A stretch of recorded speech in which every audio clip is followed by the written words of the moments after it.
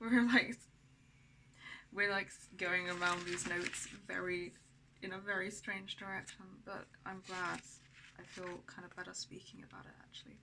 I feel a lot of grief and I feel a lot of pain. And I feel really proud.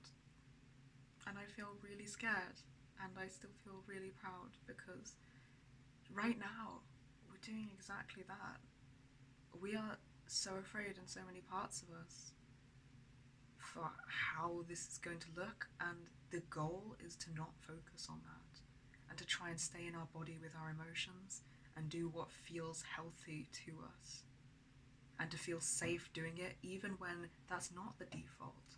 And the default is shame and lack of safety. And we're fighting those things, and we're doing what feels right for us anyway. Just like probably every system tries to do. And I feel like his video kind of shamed the people who manage, as if you can do this, then it's not as hard for you, as he doesn't know the internal mechanisms and like how much of the day has been spent, days. He doesn't know what we've been through to get here. And he doesn't know what any of the systems in the video whose clips he used have. He doesn't see the behind the scenes work to be able to present yourselves online in a way that you're comfortable doing so, in a way that feels right. And like, you don't know what's being brought up and fought through. I hate the feeling that systems are kind of being shamed in what he says and having their validity questioned, which will feel very threatening to safety for all of the reasons that we've just gone into, and probably way more we're not seeing, when they manage to act in a way that is in line with their healing journey. Like, it's not seeing people. I think that's what makes me so angry about this. It's not, it's like, it's kind of like the you don't look autistic enough trope, you know? It's not exactly the same, but it has elements that makes me think of that. It's like, if you're working hard enough to be able to work with the symptoms of your disorder, then you must not have the disorder. And that's just such toxic anti-healing bullshit. It's like perpetuating the stereotype of DID systems not being able to have a life that exists outside of the trauma as our identity, and not being able to heal. It's like saying that, yeah, it's like saying that there is no future in which we could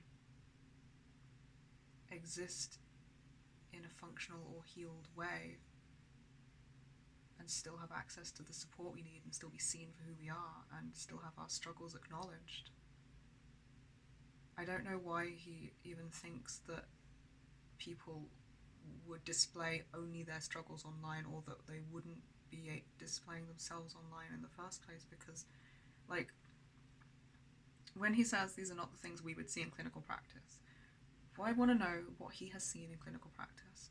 I want to know what generation the patients he's treated in clinical practice are. I want to know if there's a broad spectrum of generations and age ranges, or if it's a specific age range and generation. I want to know if he's considered, like, the thing is, I think there were interesting conversations to be had, but he didn't approach it as a question, which is not very trauma informed, so that makes me angry as well. Because it's like, I feel like the question could be, how does DID present in different settings other than a clinical setting? Because if I'm in a clinical setting, I seize up and I think that I'm going to be judged and have access to treatment that I need limited or removed if I don't look unhealthy enough. Like, that happens in a clinical setting anyway, because gestures broadly at tons of medical trauma and tons of this shit, that you have this for other things than DID, so that's already a consideration. And just having that fear makes me lock down, and that makes it really hard for anyone to switch in or out. It makes toxic shame like skyrocket. it makes a lot of the things that he's saying you'd see in clinical practice happen to me, that I maybe am not showing as much while I vlog in my living room after doing like days of grounding to achieve this. And not just grounding, but like, oh my god, so much, so much. So I feel like the question could have been, how does DID present across different environments? How do tools like social media get used by DID systems in their healing? How can these things look? Because we maybe haven't seen them before. Rather than it being like, we haven't seen these things before, therefore they're faking. Like, it doesn't make any sense to me that would be he came in with an assumption of a narrative rather than a question of what he was seeing, and I didn't like that. That made me feel really uncomfortable.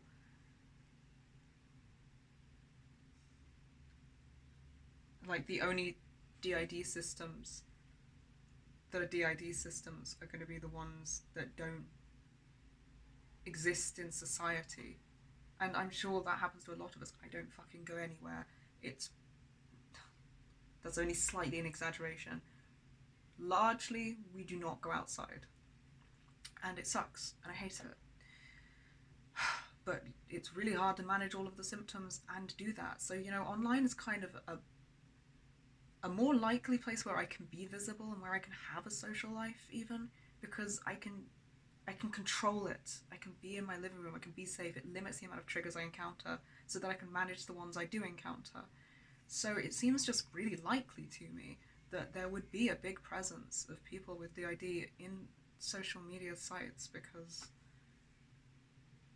it's kind of more predictable, more controllable, and a tiny bit safer. It's not fucking safe, but it feels a little bit better than going out into the middle of town.